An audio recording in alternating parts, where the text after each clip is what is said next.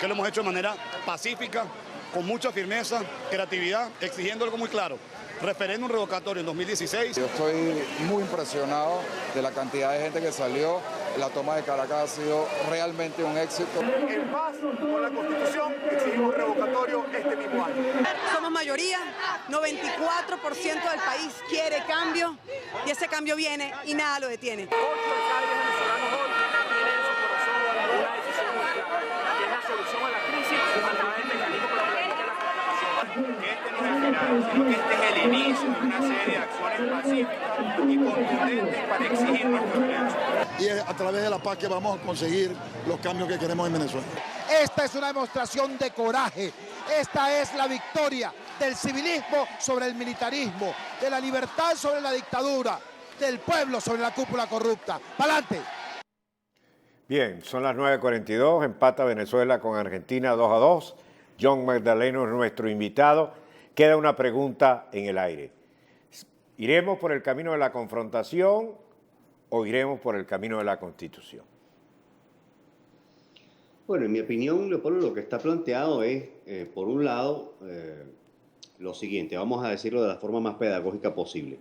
Después del 6 de diciembre, el próximo pasado, en que la oposición ganó las elecciones parlamentarias, ¿en qué territorio, estratégicamente hablando, le convenía al chavismo localizar la disputa con la oposición? Es decir, en la medida en que la oposición conquistó el Parlamento, si seguía la máxima de Sun Tzu, localiza la batalla en el territorio que te resulte más conveniente. Si seguía esa premisa estratégica, ¿a dónde le convenía al oficialismo localizar la batalla? La batalla en el terreno de las instituciones públicas. Ahí se ha dado una disputa entre el Tribunal Supremo de Justicia y el Parlamento, entre el Ejecutivo y el Parlamento, entre otros poderes y el Parlamento. Es decir, es claro que esa ha sido la disputa central que ha encarado, que ha desarrollado el chavismo. Por tanto, siguiendo la misma máxima de Sun Tzu, ¿en qué territorio estratégico le convenía dar la disputa a la oposición?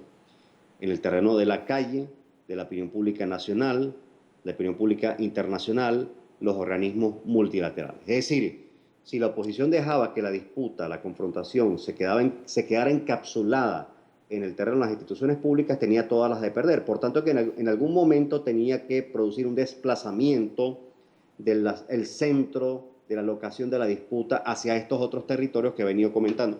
Eso es lo que vamos a ver ahora en desarrollo. ¿Y qué supone eso? Que hay una creciente presión por intentar que se celebre el referéndum revocatorio este año. ¿Y qué va a involucrar en concreto? Bueno, que la oposición política, la dirección de la oposición va a intentar elevar los costos a las instituciones públicas en el caso de que decían no celebrar el referéndum revocatorio este año. Ahora, ¿qué supone eso en el fondo, Leopoldo? Confrontación. ¿Sí? No es propiamente la confrontación de los años 2002, 2003, 2004, en donde chavistas de a pie se enfrentaban a opositores de a pie. No, chavismo es una fuerza política disminuida en los últimos años. Pero hay una diferencia, exactamente, que el chavismo hoy en día no es la fuerza política que era antes. El soporte del gobierno es muy bajo. Así es. Por tanto, la confrontación es ahora entre la mayoría, si redondeamos, conforme a las encuestas, 8 de cada 10 que están demandando cambio político. ¿Contra quiénes? Contra el establishment, contra la institucionalidad pública, que es la que niega la posibilidad de que se efectúe un referéndum revocatorio y por esa vía que se tramite, que se canalice la demanda de cambio. Entonces es inevitable otro tipo de confrontación, no la confrontación convencional que hemos visto a lo largo de los últimos 17 años o gran parte de ellos, sino es una confrontación distinta en donde la mayor parte de la población se opone, intenta desafiar a buena parte de la institucionalidad pública. Este es otro tipo de confrontación. Entonces, claro está, uno se pregunta en la dirección de lo que tú señalabas, bueno, y esto no conduce más bien a una creciente pérdida de la gobernabilidad, en mi opinión sí, y eso no conduce a un socavamiento de la legitimidad del sistema, en mi opinión sí. Si tú revisas los estudios más serios, vas a encontrar que 7 de cada 10 desaprueba la gestión del Consejo Nacional Electoral. Más de 7 de cada 10 venezolanos desaprueba la gestión del Tribunal Supremo de Justicia. Más de 7 de cada 10 desaprueba la gestión de la Fuerza Armada Nacional. ¿Y qué significa eso? Que ya no solo hay una desaprobación creciente, en este caso 8 de cada 10 sobre el Ejecutivo Nacional, en el caso del presidente Mauro, sino que ya el rechazo empieza a permear el resto de las instituciones del sistema. Entonces es una confrontación distinta Es decir, son las instituciones públicas contra la mayoría de la población que está pidiendo un cambio político. Ese es el desarrollo ulterior que vamos a ver en lo sucesivo. La población crecientemente presionando por la celebración del revocatorio y las instituciones públicas intentando negarse, asumiendo la mayor parte de los costos seguramente, para evitar que eso suceda. Porque si eso sucede este año, todo el mundo sabe que el presidente Maduro va a ser revocado y que se celebran elecciones presidenciales a los 30 días. Y eso significa para el chavismo el desalojo del poder. Así que yo veo, por un lado, en efecto, un clima de creciente confrontación, pero esta confrontación es distinta a la que hemos vivido en el pasado. Y por otro lado, veo que el gobierno está dispuesto, y el resto de las instituciones está dispuesta, a excepción de la Asamblea Nacional, a asumir los costos de la acusación de que en Venezuela hay un creciente autoritarismo porque no se procesa institucionalmente la demanda de cambio. Una pregunta. Usted mencionó recientemente que el movimiento social del 1 de septiembre, en ese movimiento social la oposición y la dirección opositora llevó a buen pie su estrategia, pero ellos requieren de una afinación para poder lograr su objetivo. ¿A qué afinación se refiere usted? Bueno, básicamente me refiero a esto que comentaba antes. Si la oposición desea que el referéndum revocatorio se celebre este año, tiene que elevarle los costos no solo al gobierno nacional, sino al resto de las instituciones públicas. ¿Y a qué equivale elevarle los costos? A socavar con profundidad la legitimidad sobre la cual se soportan. Es decir, ¿cuáles son los centros de gravedad que respaldan, que soportan al régimen político venezolano de hoy? Básicamente, en mi opinión, son tres. El Consejo Nacional Electoral, el Tribunal Supremo de Justicia, esencialmente la Sala Constitucional del Tribunal Supremo de Justicia y la Fuerza Armada Nacional.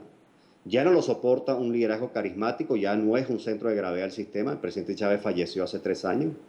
Ya no tiene legitimidad sociopolítica robusta como la tuvo en el pasado. Los respaldos del chavismo vienen, disminuyendo de forma significativa desde el fallecimiento del presidente Chávez. Y de hecho, en los últimos 2 años no ha hecho otra cosa que caer el núcleo de respaldos básicos del chavismo. Y en tercer término, pues ocurre que los recursos petroleros con los que contó ese gobierno para intentar una consolidación del sistema ya tampoco están, es decir, no existen. Hay una ventaja para la Fuerza Armada frente al presidente de la República, porque no estamos hablando de golpe de Estado, como le dijeron a Pérez Jiménez que se fuera. No, aquí estamos hablando, presidente, cumpla con la Constitución. Ah, bueno, claro. Y la Constitución te garantiza la salida. ¿Perdón? Ese puede ser, digamos, el método de presión de un sector de la Fuerza Armada. Ahora, allí la pregunta que uno se hace, Leopoldo, es, bueno, ¿cuán penetrada está la Fuerza Armada por la ideología oficial? ¿Cuánta relación hay entre delitos de corrupción, para decirlo menos, y un sector relevante de la Fuerza Armada?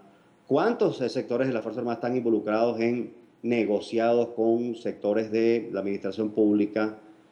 No quiero decir que toda la Fuerza Armada esté involucrada en estos hechos, pero, digamos, ¿qué sector de la Fuerza Armada le puede exigir al presidente Maduro y con base en qué la realización del referéndum revocatorio? Es un juego complejo, es un juego complejo. Claro que es la única institución que pudiera tener esa capacidad de chantaje, vamos a llamarlo de esta manera. Pero no me queda claro, primero, si el resto de las instituciones va a acompañar esa conducta, ese comportamiento, y en segundo lugar, no me queda claro si en el propio seno de la Fuerza Armada habrán sectores que estén dispuestos a asumir los costos de la negativa de celebrar el revocatorio este año. Si hay mucha incertidumbre alrededor de lo que se está pensando al interior de la Fuerza Armada aún. Bien, John. Momento de muchas preguntas, ¿no? De mucha incertidumbre. Así es. Y tú nos abres la gama de esas incertidumbres. Muchas gracias, John.